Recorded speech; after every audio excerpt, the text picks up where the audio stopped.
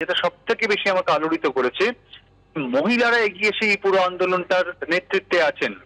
যে মহিলাদের ভরসায় রাজ্যের মাননীয় মুখ্যমন্ত্রী এই এতগুলো প্রকল্প করেছেন এবং তাদের ভোট পেয়েছেন এতদিন ধরে, সেই মহিলারা যখন রাস্তায় দাঁড়িয়ে এই কথাটা বলছেন, তাহলে বুঝতে হবে কতটা দেওয়ালে পিঠ থেকে গিয়েছে। ন্যূনতম সম্মান তাদের ছিল না, এবং একের পর এক যে অভিযোগগুলো আসছে সেগুলো মানে নিষ্ঠুরতার চরমতম একটা উদাহরণ বেরিয়ে আসছে। এই অবস্থায় মানুষ কথা বলবে, সেটাই স্বাভাবিক। তাদের কথা বলতে দিতে হবে, তাদের কথা শুনতে হবে, এবং ইমিডিয়েটলি যারা অপরাধী তাদের গ্রেপ্তার করে দৃষ্টান্তমূলক শাস্তি দিয়ে শিওর করতে হবে তারা যেন এই অঞ্চলে আর পা দিতে না পারে। তাহলে হয়তো অবস্থা কিছুটা আয়ত্তে আসতেও পারে, নাহলে আমার ধারণা লোকের ক্ষোভ আরো বাড়বে। গ্রামবাসীরা তারা অভিযোগ করছেন যে শেখ সিরাজউদ্দিন, শেখ শাহজাহানকে শুধু গ্রেপ্তার করলেই হবে না, তাদের কঠিন শাস্তি দিতে হবে। তারা বলছেন যে তারা এতদিন ধরে যে অত্যাচারের শিকার হয়েছেন, আজ তাদের দেওয়ালে পিঠ থেকে যাওয়াতেই তারা আজ এই অভিযোগ সামনে আনছেন। বারবার করে উত্তপ্ত হয়ে উঠছে সন্দেশখালী, দফায় দফায় উত্তেজনা সৃষ্টি হচ্ছে। গতকালও আমরা দেখেছিলাম তৃণমূল নেতা অজিত মাইতির বাড়ি ভাঙচুর করা হয়। এই অজিত মাইতির বিরুদ্ধেও গ্রামবাসীরা একই অভিযোগ করেছেন। আর আজ সন্দেশখালীর হালদার পাড়ায় উত্তেজনা সৃষ্টি হয়। তৃণমূল নেতার পরিবারকে দেখে ক্ষিপ্ত গ্রামবাসীদের একাংশ শাসক নেতা বিনয় সরকারের পরিবারকে ধাওয়া মারধরের চেষ্টা করেন ক্ষিপ্ত গ্রামবাসীরা। পুলিশ এসে গ্রামবাসীরা কয়েকজনকে আটক করে নিয়ে যায় এবং পরে তাদের ছেড়েও দেওয়া হয়।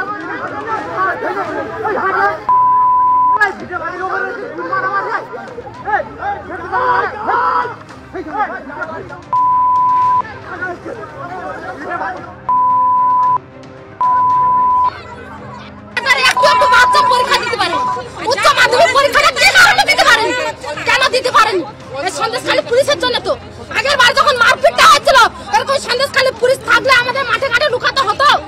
কত কি এই এক বছর বাচ্চাটা পরীক্ষা পিছিয়ে গেছে, কেটাই হবে। তুমি একটু হাতটা তোমার ডেট বলুন আমার লিখে নেই, বলুন এই ডেটে সাধারণ শেখানো হবে। কেন বলতে পারবেন না? কেন বলতে পারবেন না? কেন বলছেন আরাম করছে? এখানে ঝামেলা হচ্ছে বলে আপনারা এখানে চুপ করতে বলতে পারছেন। সাধারণ জন কথায় আপনারা খুঁজতে পাচ্ছেন না।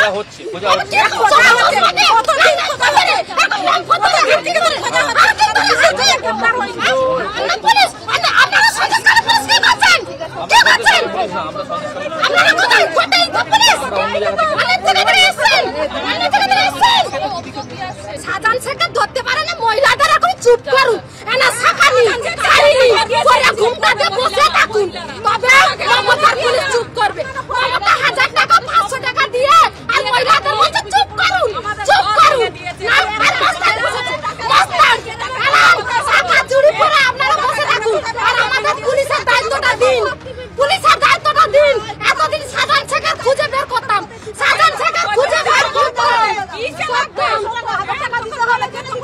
চাই না আমরা মমতা সহযোগিতা, চাই না আমরা মমতা সহযোগিতা, চাই না আমরা যে এরকম আগে মমতা টাকা দিত না আমরা বাঁচতাম না। আমার স্বামীরা ইনকাম করেনি, আমার স্বামীরা ইনকাম করেনি, এখন কিসের জন্য মমতা দিয়ে আর আমাদের মানি যদি মাঠে ঘাটে খেলছে, আর আমার স্বামীদের কল থেকে নিয়ে গিয়ে কেস দিচ্ছে। 4টা 5টা ওরা কেস কে জামিন দেবে? আমার স্বামীরা আমাদের খেতে হবে,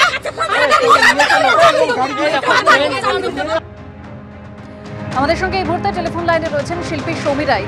সমীর বাবু, গ্রামবাসীরা তারা একের পর এক অভিযোগ করছেন, তারা বলছেন যে তারা এতদিন ধরে অত্যাচারের শিকার হয়েছেন, আজ দেওয়ালে পিঠ থেকে যাওয়ায় তারা এই অভিযোগ বারবার সামনে আনছেন। অন্যদিকে আমরা দেখতে পাচ্ছি রাজ্যের 2 মন্ত্রী তারা গ্রামে গিয়েছেন, গ্রামবাসীদের সঙ্গে কথা বলার চেষ্টা করছেন, কিন্তু পুলিশ রুটমাচ করছে, পুলিশ সেখানে অভিযোগ কেন্দ্র তৈরি করেছে, কিন্তু কোথাও গিয়ে পরিস্থিতি সামাল দেওয়া যাচ্ছে না। কোন দিকে এগোচ্ছে তাহলে সন্দেশখালীর পরিস্থিতি? আমার তো মনে হয় না যে সরকার এটা কোনোদিনই সামাল দিতে চেয়েছে। সরকার কি জানতো না?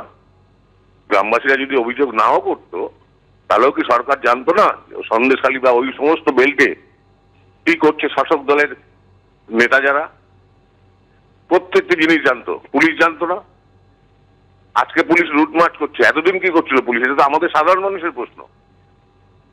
এখানে আজকে ওখানে মন্ত্রীরা যাচ্ছেন, আজকে অন্য দলের কেউ গেলে কোন রাজনৈতিক ব্যক্তিত্ব বা সাধারণ মানুষ যদি যেতে চায় 144 ধারা করে যেতে দিচ্ছেন না।